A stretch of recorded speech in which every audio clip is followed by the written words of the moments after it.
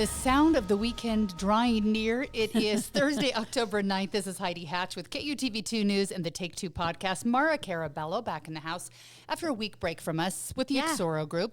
Hopefully you had some nice quiet time. I've been in Alabama. Alabama? Yeah. What was going on there? Family visit. Nice. I love a little family fun. It's nice. And Riverton Mayor Trent Staggs also working with the Small Business Administration with the Trump administration here. So thanks so much for being with us. You bet. Thanks for having me. I'm more than a week away, or a week off. It's been a while. Months. I know you've been busy. So tell us, for people who've been missing out, you are finishing out your term as Riverton mayor while also working for the Trump administration. How's that working out time-wise? Yeah, no, it's challenging, but we're dealing with it. You never know what you're going to get, with mayoral duties. It's intended to be part-time, and the full-time job is with the Small Business Administration. Appointed back in May, but it's tough. Still working a couple of gigs, and I've got less than 90 days on the mayoral term, but who's counting? So your family will be celebrating New Year's this year when you've just got one normal job? Yeah, not just my family. But everyone, Exactly. right? The exhaustion wears off. Well, there's a lot to get to, as is every week, but I want to start with some national news because I feel like we don't have enough good news right now. Whether you support the Trump administration, you're against him 99% of the time. Hopefully, the deal that they've come up with right now, the Israel-Hamas peace deal as it moves forward, is good news. Maura, I want to start with you on this. Some people are arguing that it's not a peace deal, but it's a step in the right direction. Either way, the hope is that Israel and many American families will have their hostages home, they say, on American soil by Monday. The fighting will stop. Palestinian families will not have to worry about the bombings. Food can be coming in on a regular basis. So good news all around, it seems. Good news all around, yeah. I mean, we're 2 years in. It's been horrific. So far, what it looks like has been agreed to is by Monday even, I think it's 48 hostages, 20 of which are still alive, will be returned. And I think there's around 3,000 Palestinian folks imprisoned, and that exchange will go through. It's step one, but this step is a huge one because it involves people returning to their families. After that, step 2, 3, and 4 get a little more vague, as they should at this point, and a little more complicated. One of the interesting things will be who will have a seat at the table.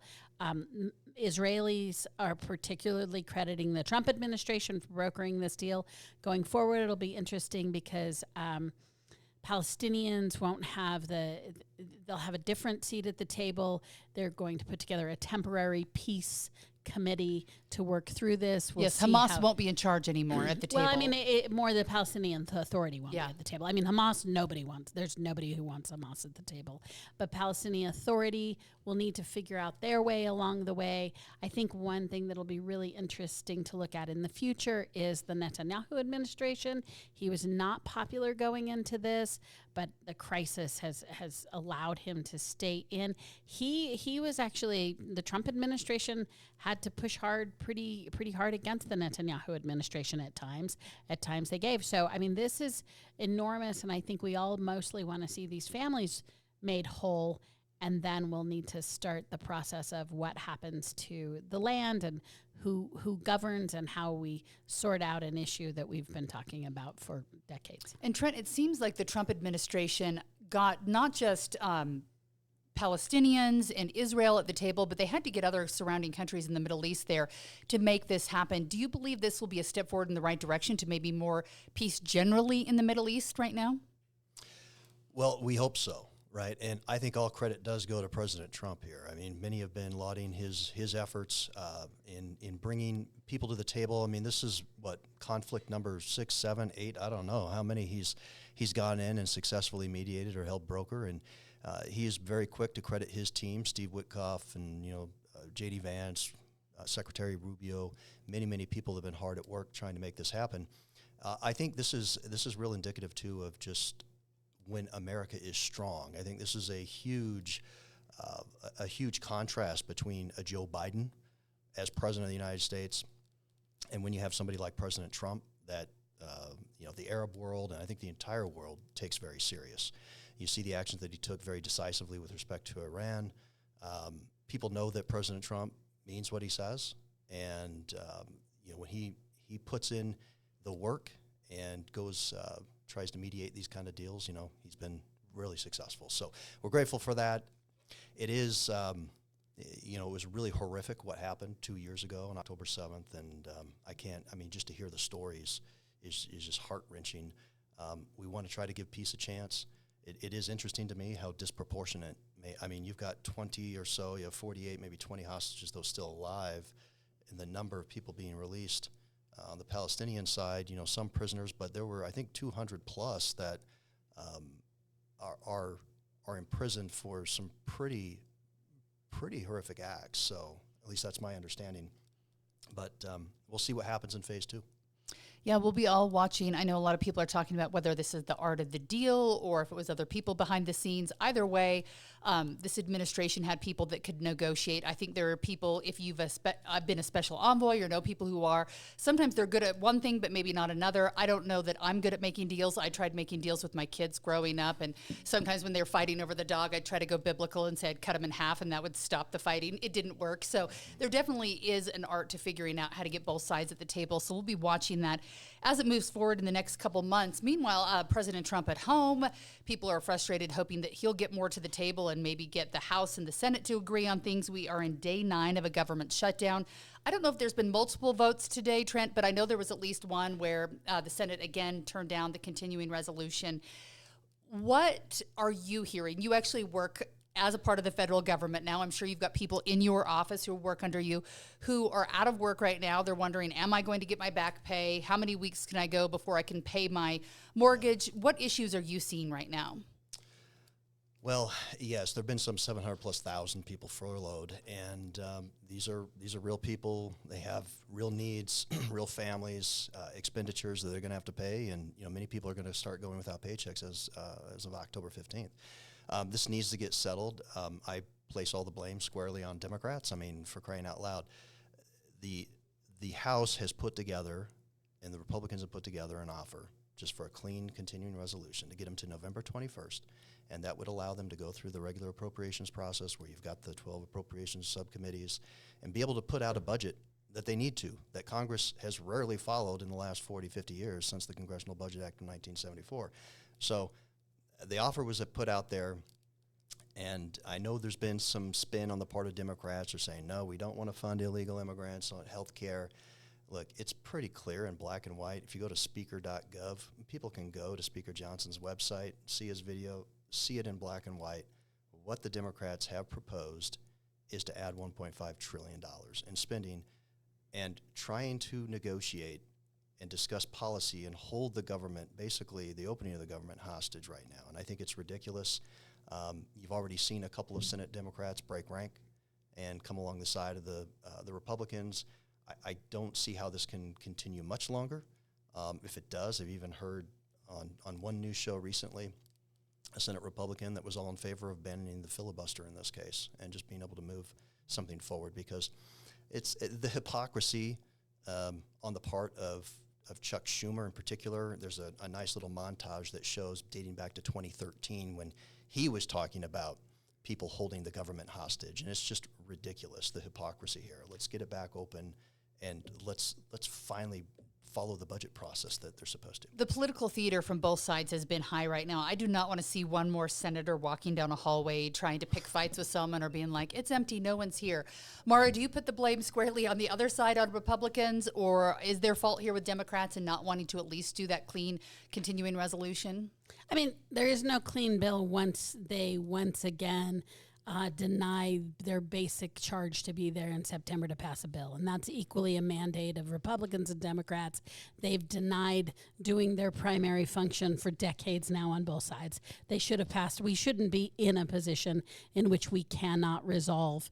Every single year in September, they owe us a budget, and they fail to do it over and over again. So there are no clean hands in this discussion at all. And now we're just on political theater, really, a matter of it. The polling would show that we're more inclined to blame the Republicans, not in fact that they're Republicans, but we're more inclined to blame those in power. And when you run the board on in power, when you're in the executive branch and control most of the board in the legislative branch, it's sort of superficial to say, hey, the guy not in power is at fault. So right now, I would say that the people are kind of split. They don't like anybody. About a third of the people are going to blame both parties, which is sort of where I am. About a little less, 28% are going to blame the Democrats. About 33% are going to blame the Republicans. It gets harder and harder as it goes on. I think Trent had a really important moment in time, which is the 15th. When that check doesn't show up, I think that is when it shifts for a lot of Americans from sort of theoretical watching of cable TV to a check didn't show up. And those are real conversations. The conversation I'm most concerned about is the speculation that we may not back pay. And I find that an astonishing threat. And it's all over the halls right now. We have several local reporters that are reporting out that there is conversations going on about will, in fact, these employees be back paid for the time that they've missed. I hope that is nothing but a rumor. I think if we, and I'm saying the royal we in here, but if we leverage that, pressurize the system, using the threat of not paying these folks who showed up or are prepared to show up for work. Who hasn't showed up for work is our elected officials who needed to have brokered this deal.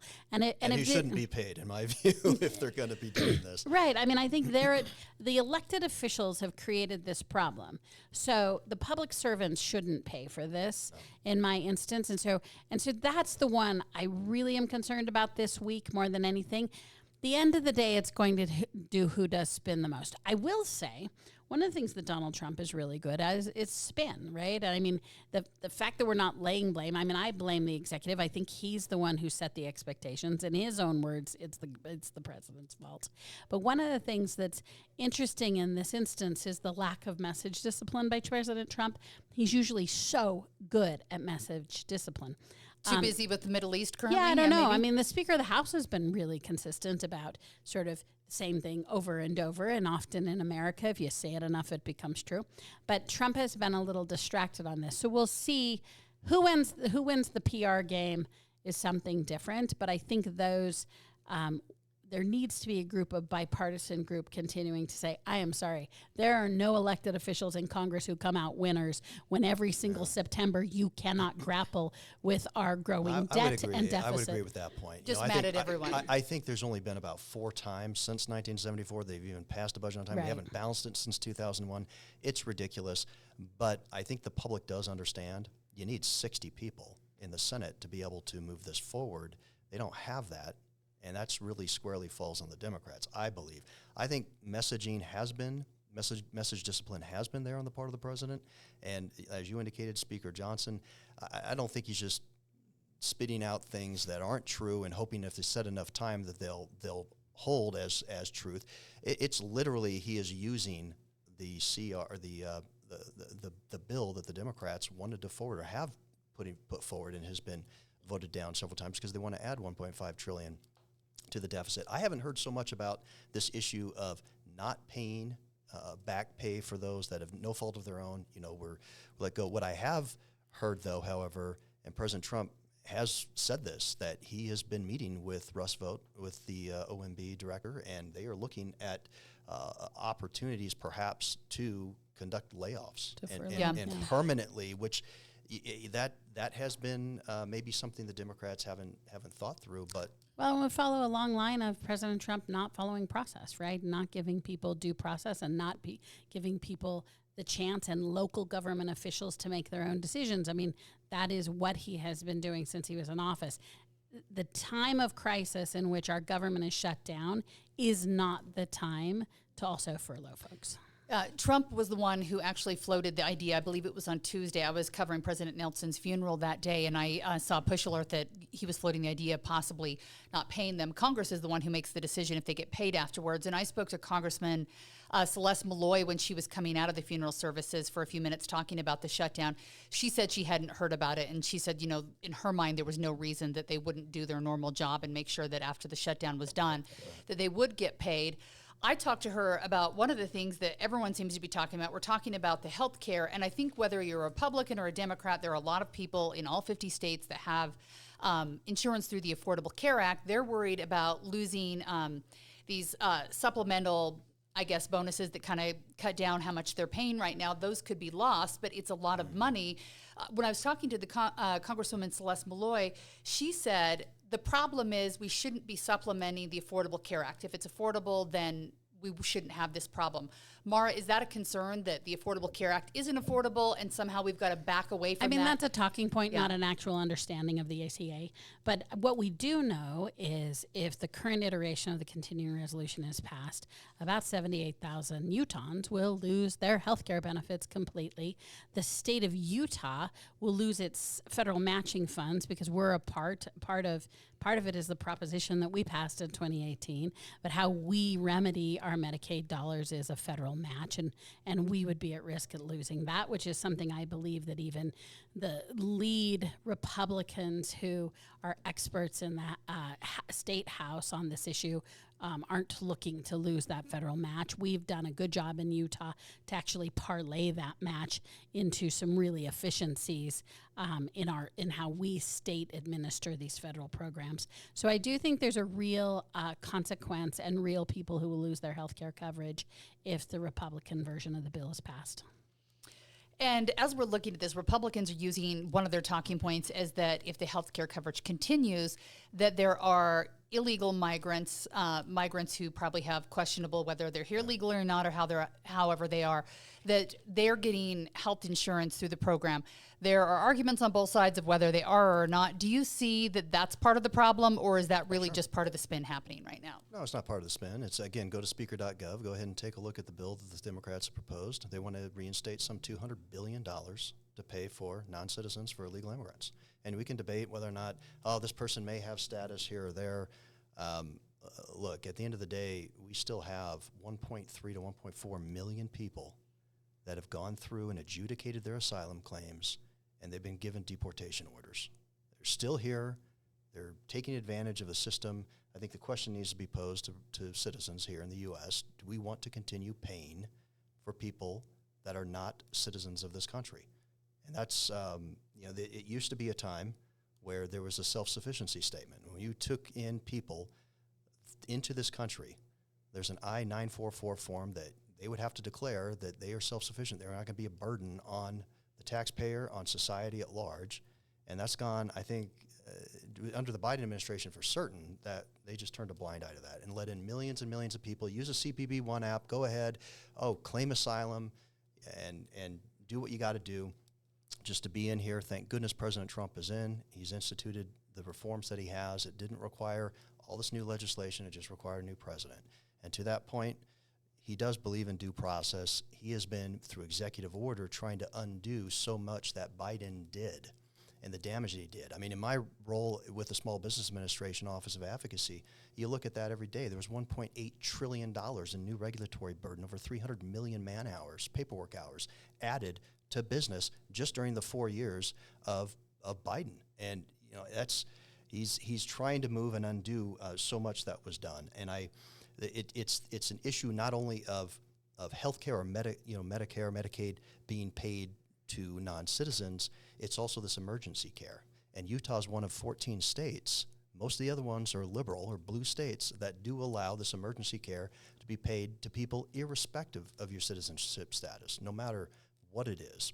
And I think that's problematic. You can't be on the hook for that. Trent and I agree that Trump has his tool of choice as executive order.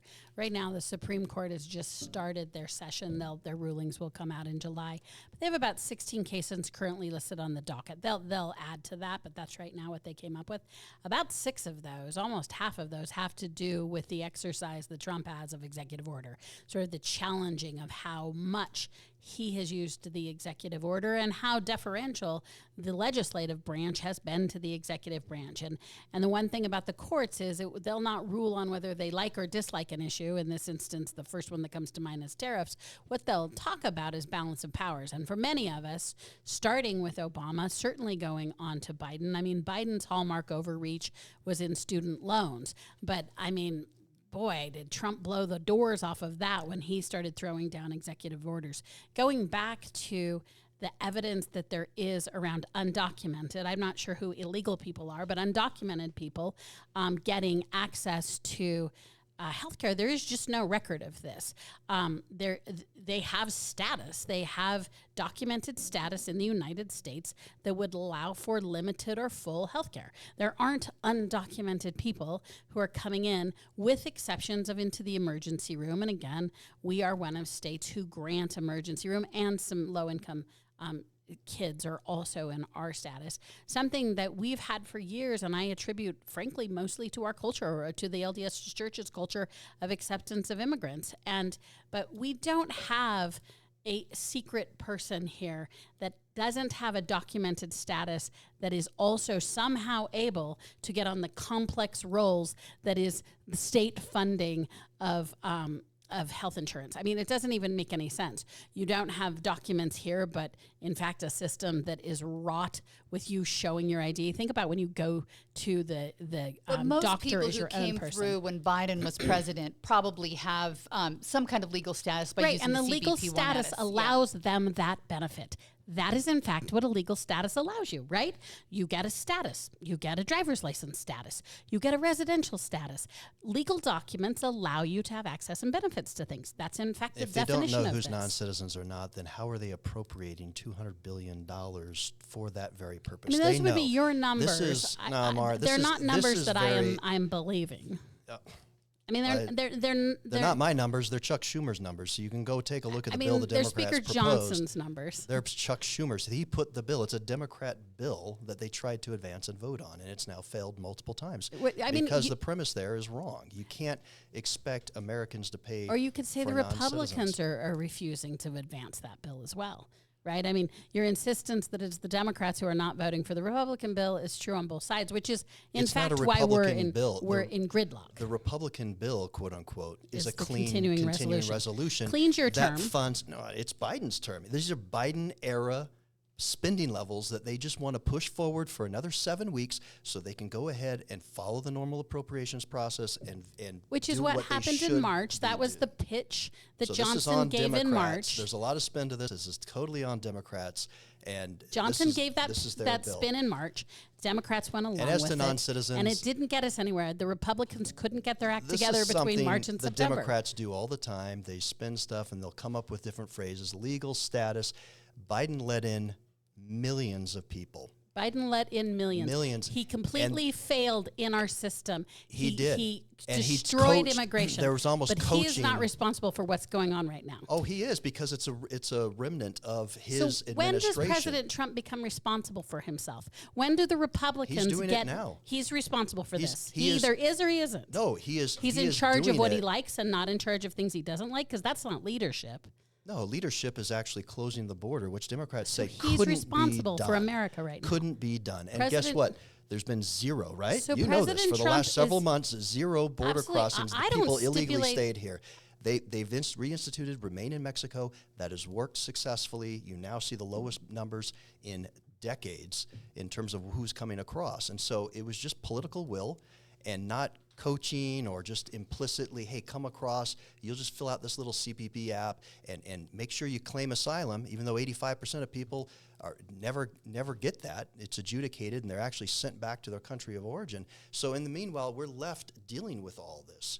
It was horrible on the part of the Biden administration, and Trump is now cleaning it up. But the reason we haven't passed a budget, the reason that the government is shut down is not Biden's immigration policy. That's not the reason that our Congress the reason is pass Chuck a continuing Schumer. Resolution. They have one job: just do the budget. Chuck Schumer is, in his own words, he claimed that people that play these kinds of games are idiots.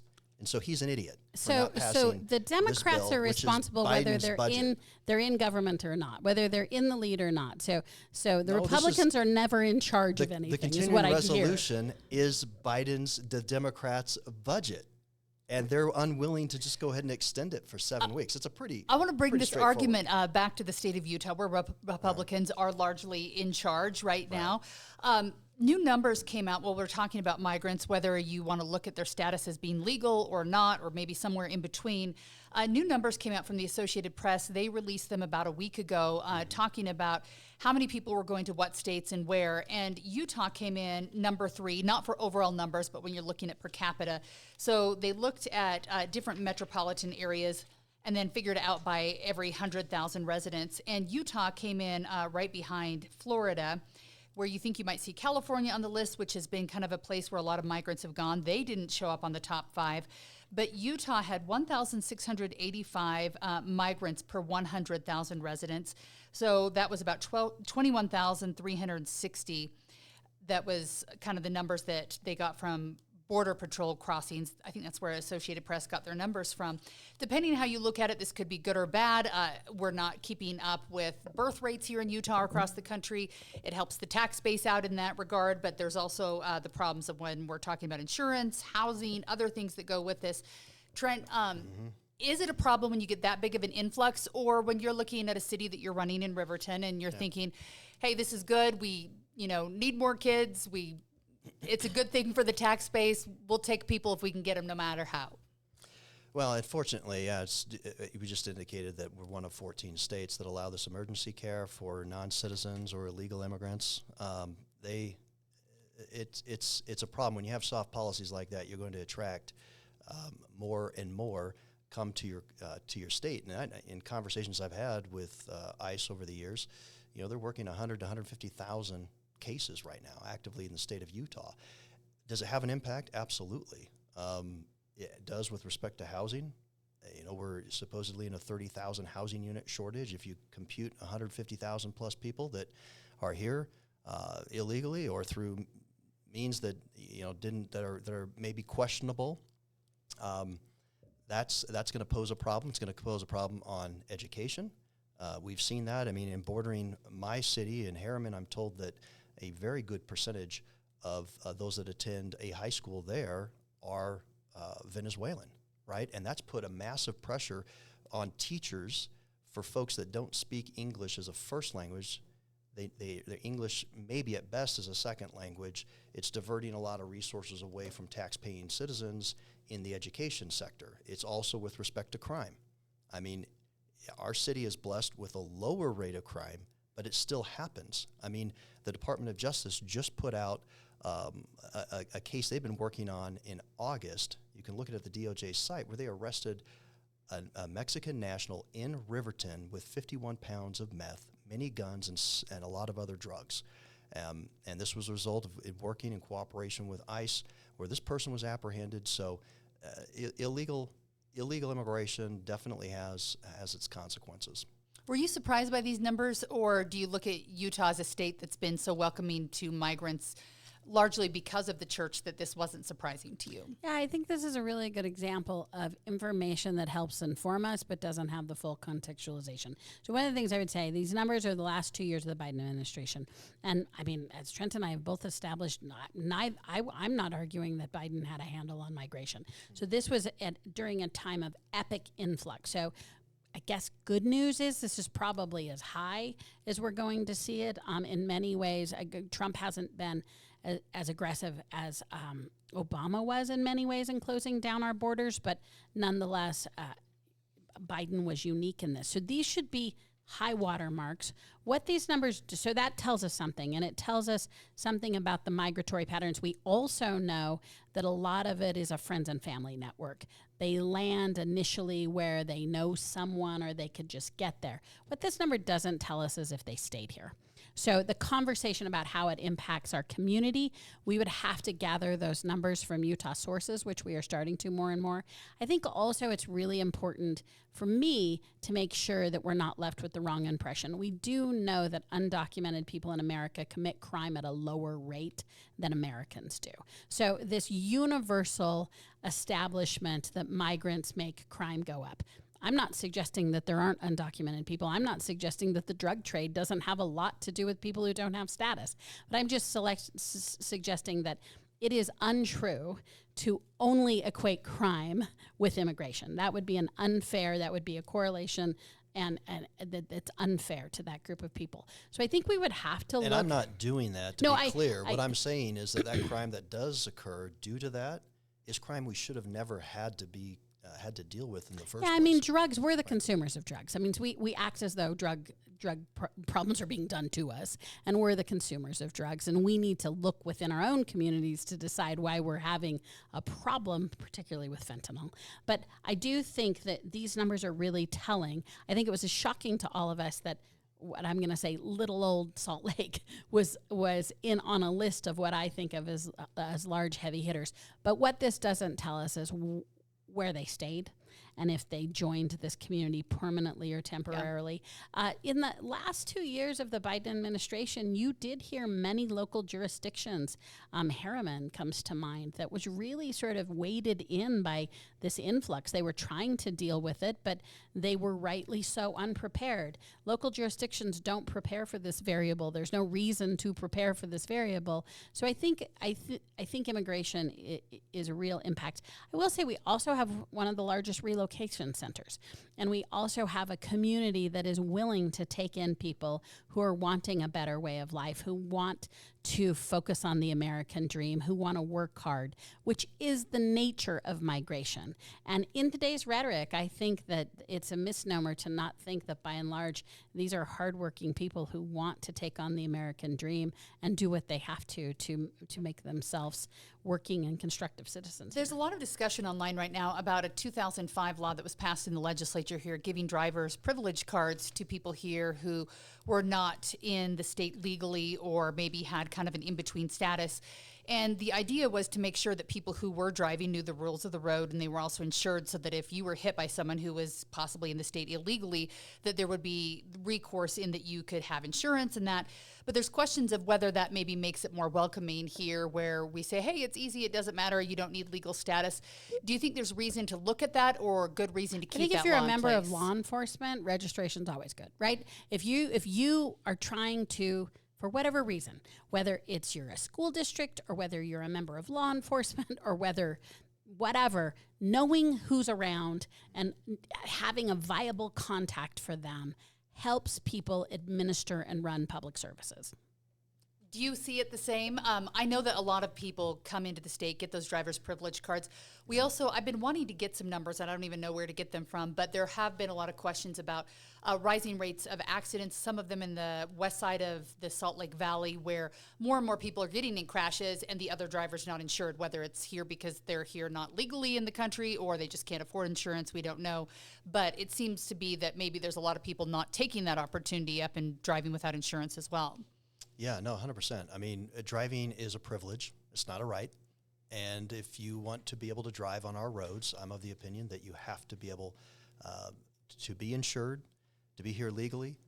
This is something that the federal government is totally at fault. And yeah, it's unfortunate that state and local leaders are having to now try to deal with very reality, live reality right now. And as a mayor, I can tell you too, in a city in particular that has major highways like Bangerter Highway and Mountain View Corridor that run through our cities, the number of traffic accidents and things that I see, and the influx to our municipal court, we have seen a tripling of the number of people that have come into our municipal court, and a almost similar tripling in terms of our translation cost services, right? And so have we drilled down on everybody's immigration status as a result of that? Just if we need translation services? No, we have not. But there's got to be some correlation there. And the fact that we've got folks that are out there driving without insurance, yeah, it's troubling. And I would agree that you'd rather know who these people are, and so it's a challenging situation to be in, that the federal government has basically forced all these states and communities to have to contend with, unfortunately. As we're talking about immigration, and we've been talking a little bit about ICE enforcement, here in Utah, we have a new ICE director, and we had some sheriffs and also the House Speaker go to Washington, talk to them about making some changes because there was some butting of heads inside the jails and other problems going on. Maura, have you worked with him at all or know much about which direction he's headed, if he's changed the rudder at all, or if it's still business as usual? I've met him. There's high hopes. There's still high hopes. I feel like he started out well, and then, as we've talked about, he started to poach members of the folks who work for the local sheriff's department, and they were like, hey, buddy, this is not how you say hello to people. I think there's two things going at once, and one is this question of that we've been talking about undocumented people and ICE going after them, and what's the role of local jurisdictions. But the one thing I don't also want to lose track of, because as we go through the different kinds of contracts that local jurisdictions are setting up with ICE, they're not all created equal. Some of the contracts are just about a role that uniquely sheriffs play, which is in jailers, being the jailers of records. And traditionally, the federal jurisdiction of ICE has been just laborious and almost nonsensical with the contract that they expect of local jailers. It is all things bad about the federal government. It's pages long, it's boutique, and by and large, the jailers are saying, no way can we even meet this criteria to house temporarily or long-term. In that instance, it's almost an administrative contract that they have with ICE. So some of what you're reading in the paper about what the sheriffs particularly are doing are administrative contracts about detainment. And in that instance, that is distinct from a law enforcement activity out on the street. So there's lots of different contracts that you can make with ICE right now. And ICE is still a poorly run administrative office from my point of view, and has been for years. They traditionally haven't had enough resources, and they've been incredibly bureaucratic. Then in the last 6 months, man, they are infused, I think, with as much money as they want. And so to watch them try and catch up with that, there are several different layers of agreements. I know the mayor has a level of agreement with his police officers. Most of the sheriffs that I am working with, most of them are more focused on the detainment side, and the majority of sheriffs, who again are unique in that a police chief is appointed by the mayor and falls in the jurisdiction of the municipality. The sheriff is an independent elected and can make their own decisions about those primary contracts. Most of the sheriffs who I'm more familiar with have done more of the detainment contract. Yeah. And if you're new to this podcast, when you're talking about what Maura was, what some of those agreements are with the jails, the lists are long, maybe specific shampoos they have to have for those detainees. They have to have a special entrance. So it's kind of like the rider that you hear as a joke from stars that come in and they want M&Ms, but they only want red ones and pick the other ones out, or I want white flowers. So I think that's been a frustration to jails. There's the task force model, jail enforcement model, and the warrant service officer model.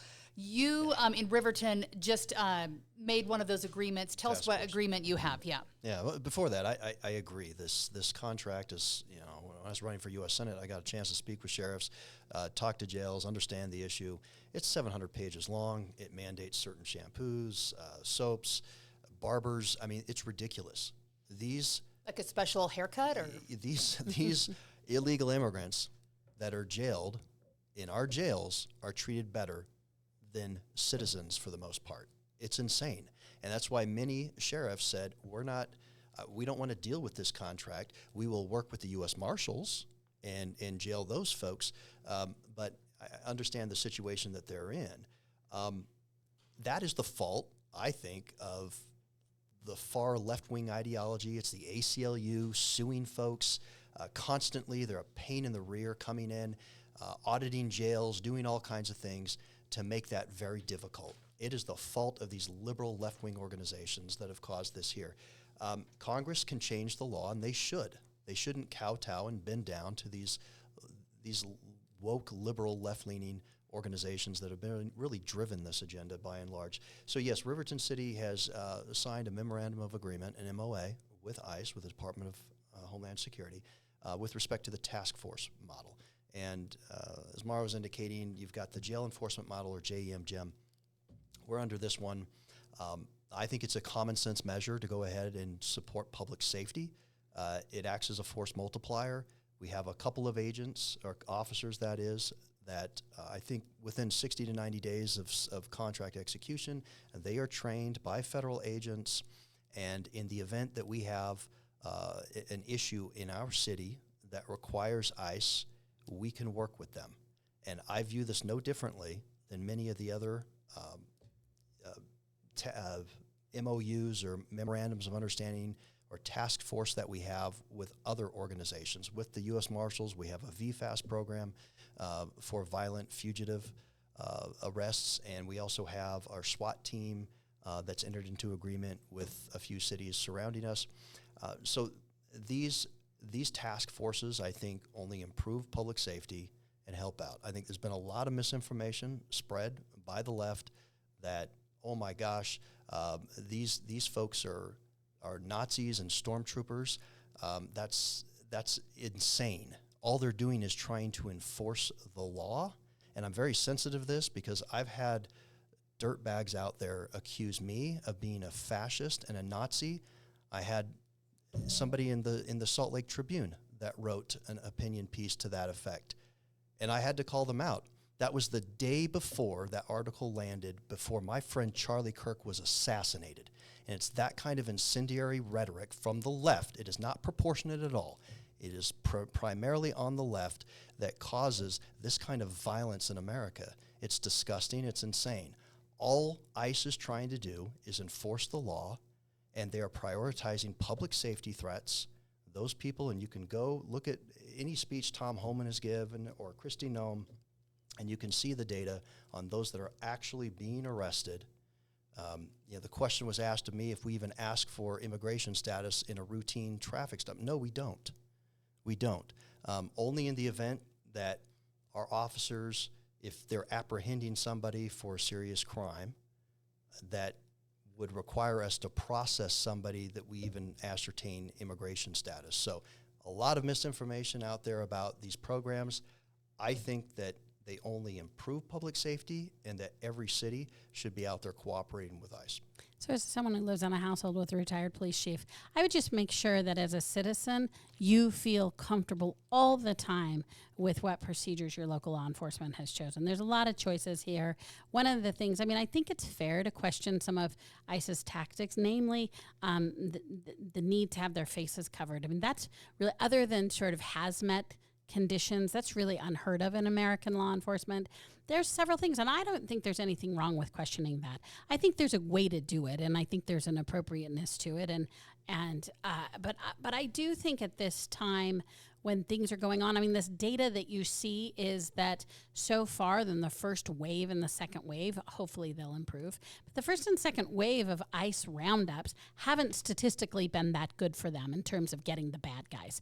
Everyone shares a mutual desire to get the bad guys. They're looking at an 80-20 ratio with not bad guys, 80%, 20% bad guys. So when you're looking Where are you getting that information?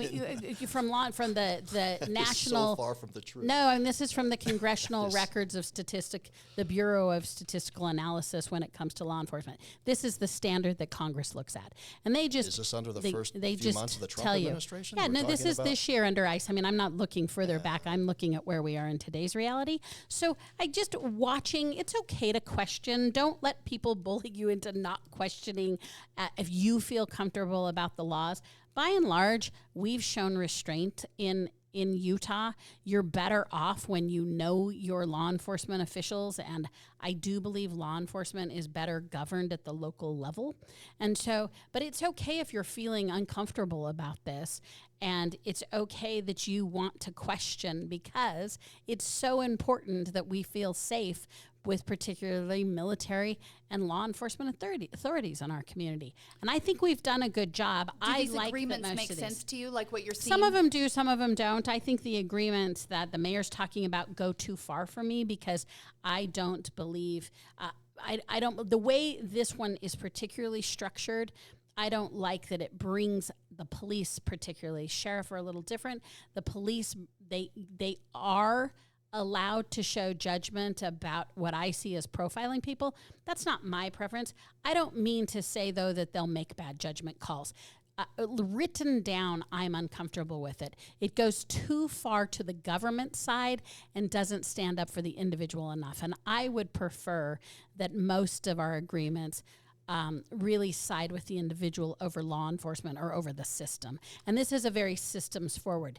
The majority of agreements that the sheriff's departments and local police departments have signed, I think makes sense. They're on the back end, they're on their restrainment end, and it doesn't deputize, so to speak, our local municipalities' law enforcement to become ICE officers, which I don't think was the intent of local jurisdictional law enforcement. We need to get to congressional maps in a second, but before we move on, just give me an idea of what this looks for. So if people are in Riverton and they're uptight, they hear 287G and they're scared, what does it look like? Do police officers call ICE agents and say, we need your backup, or we have this case, or does ICE call you and say, we need your help, or how does it work out usually? Well, or is there not a usually yet because you haven't had tested it yet? I don't know if there's a usually. I think it's okay to question, but what it's not okay is to inject a bunch of a narrative, if you will, of just demonizing folks. And that's what's going on today by the left. They're demonizing anybody that wants to cooperate with ICE. They're demonizing ICE.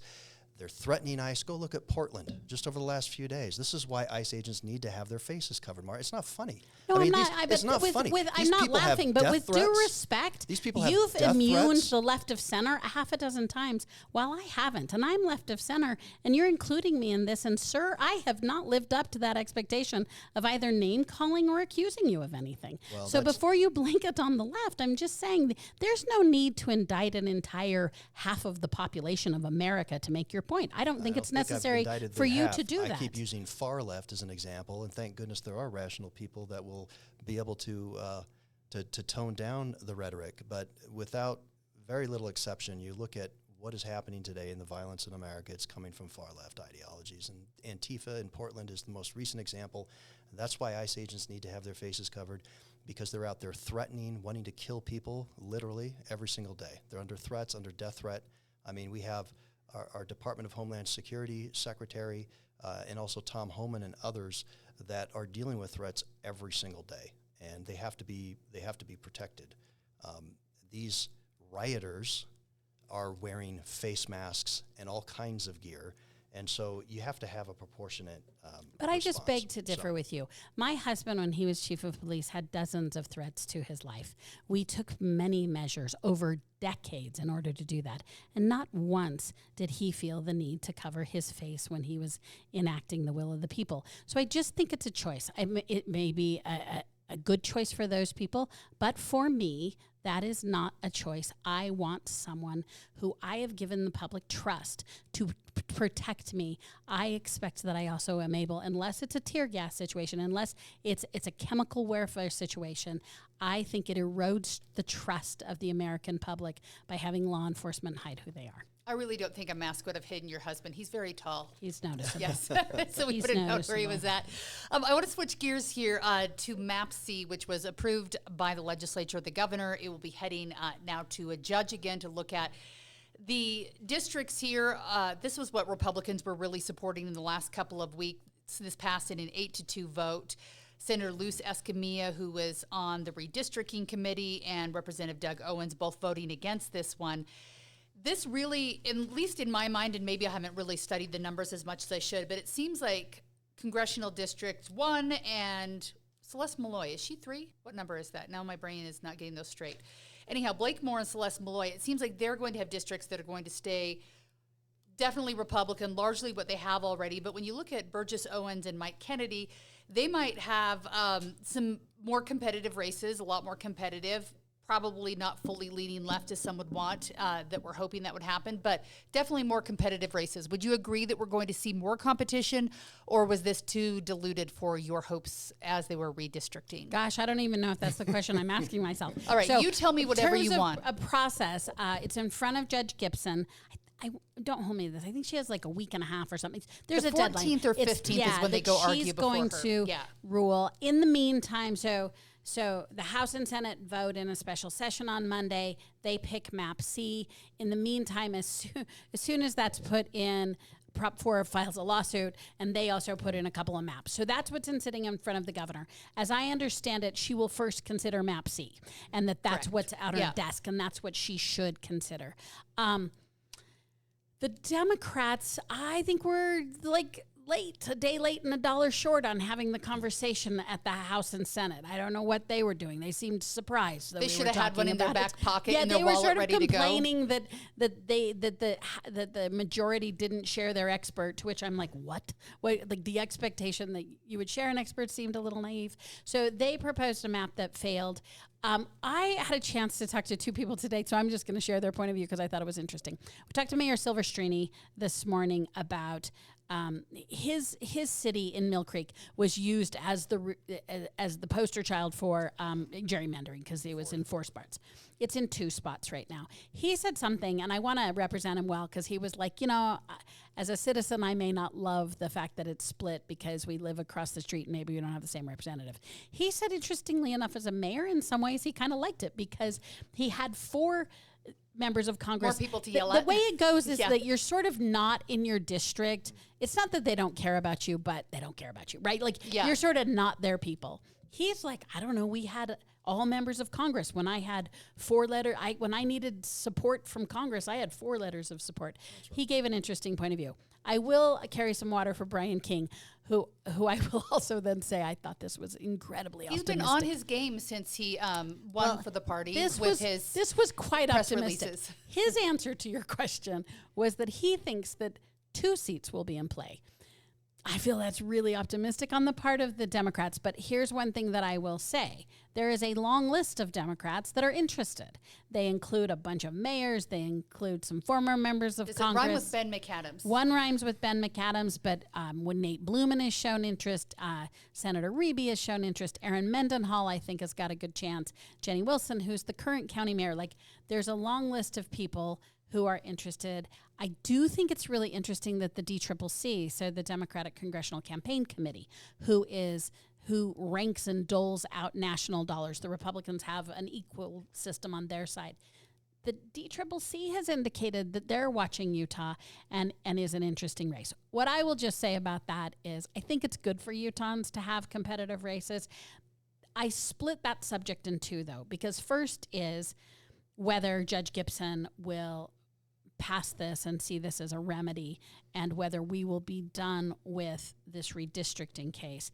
If we go into an election in which we have new seats, what's interesting is now this becomes this football on a congressional level about there are so few competitive seats. I'm probably less optimistic than Brian King is that these will be Democratic pickups, but it certainly makes them more competitive for potential Democrats. Some of those names that you listed as possible candidates don't seem very realistic to me because they're probably way harder left than I think would probably do well in those. In that district. Ben McAdams seems like one that was a bit more of a centrist Democrat. He's a challenge, though, because in his centrist Democraticness, he supported Evan McMullen. And so from and the mayor knows about this, there's sort of there's these rank and file people that you need in a congressional campaign to plant your yard sign and be diehards. And those tend to come from the party faithful, right? Yeah, you can't be wishy-washy. And there's a lot of party faithful who are still pretty darn ticked at Ben McAdams for having left the party and supported an independent. So Map C, have you had a chance to look over them in your spare time? And what do you think? Yeah, I've taken a look at it. I think to start out with, it's unfortunate that we even had to do this. I think the Constitution's pretty clear that the state legislature is the one that governs elections, and they're the ones that should be drawing these maps. Proposition 4 back in 2018 was passed by, a margin of 7,000 people after $3 million or more had been spent by far-left organizations that came into the state and pushed this, not a dollar spent in opposition, really, from the right. It was crazy to me. And so this better boundaries type of thing, this was the same playbook that Colorado used. I've been told by many people in Colorado, that's what they did, is turn the state blue. Democrats are trying to play a long game here. I think this is step one to try to create this Better Boundaries Commission, but it should just be in the purview of the state legislature to go ahead and draw these maps. And some people say, well, they should be drawn more competitively. But when you're in a state that's R+30, I mean, statewide, I think, we had, what was it? One of the senators, I think Brady Brammer, was trying to put out some legislation or try to come up with a process by which there was, taking the average of statewide races over the last few elections, it was R+30 or 39 or so. I mean, why should there be a competitive seat? And that's some people are contending that. So, the map itself, interesting. You have District 2, which would now used to be largely 4, because I'm in 4 with Congressman Burgess Owens. You would have Tooele County and then kind of that west side of Salt Lake, and then that other swing seat. I agree with you. I think Representative Kennedy's district right now is probably only R+2 to maybe 5 in some of the maps that I've seen. So that could be challenging for sure. But the other districts, I think, are relatively safe. I mean, particularly that one, which is going to move to District 4, if this were to pass, that encompasses like Utah County and down to St. George. Yeah, I mean, it's like R+40. I mean, so it's interesting, but I think I just get back to the point that we shouldn't have this Better Boundaries Commission. I think was ill-conceived out of the gate, and we've got an unelected judge that's sitting here deciding how our congressional districts are ultimately going to be drawn. So, I sort of agree with the analysis of the breakdown, except the R+30 is a holistic number. I mean, you see, let's say conservatively, 25% of Utahns are non-performing Republicans, and that's 1 in 4 seats. So one could realistically think that 1 in 4 seats could be a non-Republican and have that be a great reflection of Utah. I do think there are 2 important clauses in the Constitution that I have worked and done I've probably done more ballot measures, statewide ballot measures, than anyone in the state of Utah. I've also worked in the state of Colorado, which is my home state, on ballot measures. We're nothing alike in terms of the terminology or the systems that we use to create and make law. So we're very at low risk. I hope we're at low risk. I hope we're at 0 risk for becoming California. I hope we're at low risk for becoming Colorado. But I would tell you, I think that that's a red herring, having worked in both states doing ballot measures. But there are 2 important clauses in our Constitution. One was written before the other one. The one that's really being leaned on now that makes a huge difference is, in fact, that our legislature should draw our maps. And I don't think there's anyone who doesn't read that section of the law that way. The legislature should draw our maps. The first section and clause, the first article, section 2, says all power is incumbent in the people. There is a role for people, and uniquely, 4 years after statehood, and at this time when we created this clause in our Constitution, there were states who had 2 or 3 manners of ballot measures. They had the manner where it was direct, there was an indirect path, they had lots of choices. And in fact, if you read the record of the time, so this would have been, we were in statehood in 1896, so this would have been 1900, they deliberated over should people have the power to make their own law directly, not using their representative. And we write in our Constitution that we should have the right to be able to directly make law. And we write this in 1900. And it is the reason that we have ballot measures.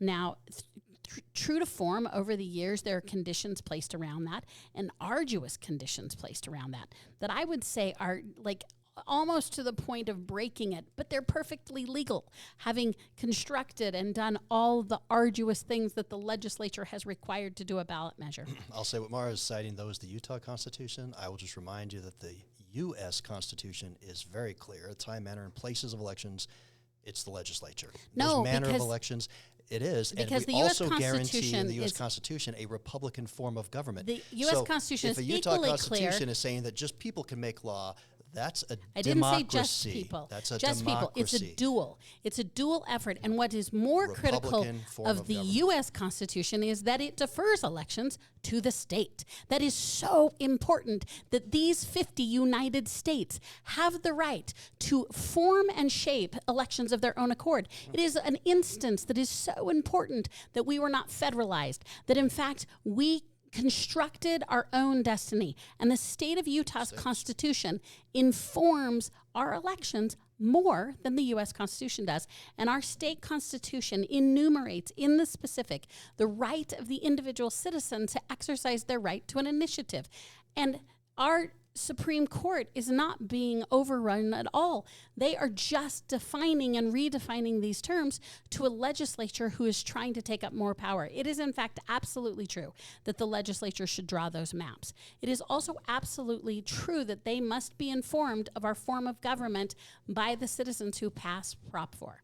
Because way back when, in 1896, when we were prying our cold, dead fingers off polygamy, we were like, we still need to be in charge of making some laws. Yeah, so states' rights and federalism, I think, are a big conversation going on when I look at arguments inside the Republican Party over elections right now. So we'll be watching this one closely. I think we've got another week or so until we start hearing from the judge to see exactly what happens in that. I'll be interested to see. And it's really interesting because I do agree with the legislature when they say that the judge sort of toyed. She didn't put this in a written decision, but she said, well, and if you don't do it, I'll draw my own maps. There's no leg for her to stand on in terms of her whipping out her big pen and starting to write. Pencils at home. I mean, that is not the role of the judiciary. So I do think that I have really appreciated, and I've said before that I appreciate that the legislature, while vehemently opposing what the judiciary has done, nonetheless, at the same time, they didn't give up their opposition, but at the same time, they have done what the judiciary has asked. None of you guys are probably thinking about this, but the idea of having two possibly competitive races in Utah, probably exciting for news stations across the state. In the last election cycle, usually a presidential election, when you have all the congressional races, a lot of money comes into stations. But here in the state of Utah, there wasn't one penny spent nationally last year because there were no competitive races from the president on down. And so TV stations love a good election year when the money comes in. Yes, so local races will be fun for us. I should leave this on a happy note, but I wanted to, while we have you in here right now, I could hear the emotion in your voice when you're talking about Charlie Kirk. I wanted to ask you real quickly what relationship you had with him, how long you'd known him for, because I think we're all still working through our feelings of what have happened here in Utah in the last just 3-4 weeks. Yeah, no, absolutely. And before I say that, though, I will say that if we're relying on the a clause in our state constitution that allows the individuals in a democratic way to make law, I think that's antithetical to the Constitution, where it says quite clearly that it guarantees to every state a Republican form of government. But with respect, Charlie Kirk is somebody who I consider a friend. He was my very first endorsement when I ran for U.S. Senate on the national stage. He invited me down to do his podcast in July of 23, and from there, maintained a relationship. He asked me to come out just weeks later at a Turning Point Action event in West Palm Beach, Florida, where he endorsed me on stage. And then right afterwards, Vivek Ramaswamy and then President Trump were there. I really credit any success that I may have had in that campaign really to his willingness to actually believe in me and step up and endorse. My son got to meet him. We invited him out. He came out here last April to Hillcrest High School, and he hosted an event. My wife and I were able to go to Mar-a-Lago, attending some Turning Point functions there and elsewhere, where we were able to talk with him. Tyler Boyer, that's the co-founder of Turning Point, is also a member of the Church of Jesus Christ of Latter-day Saints who lives in Arizona, and it was being able to foster some relationships with some of the folks there. A lot of the people that worked on my campaign were Turning Point students, and so there was a lot there. It was really very shocking and disbelief to have that happen anywhere, let alone in our state, and particularly to somebody like Charlie Kirk. And it was really as shocking and disheartening as that was, to see the reaction that some had was even more disconcerting. I mean, I couldn't believe it.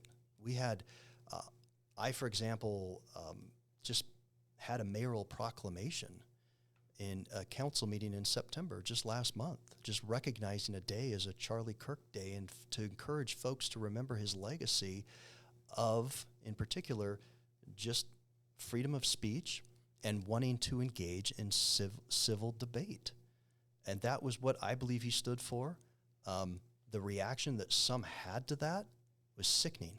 I putting up cartoonish characters of him being assassinated and people dancing on this good man's grave, and some people calling me, and then emails that I received from some folks really upset that I would even proffer that type of proclamation was really shocking to me in the state. And fortunately, it doesn't characterize, I think, even a small, or definitely not a majority, but even, I think, a decent sized minority of voters in this state. But that was very, very concerning. I think he was a man of faith. He was somebody who consistently wanted to debate and, like he said, have challenging conversations. Go on campuses and have those conversations, because he said when people stop having those conversations, that's when violence happens. And unfortunately, his willingness to speak his mind and speak truth, to try to confront error that was being taught on college campuses is ultimately what ended his life.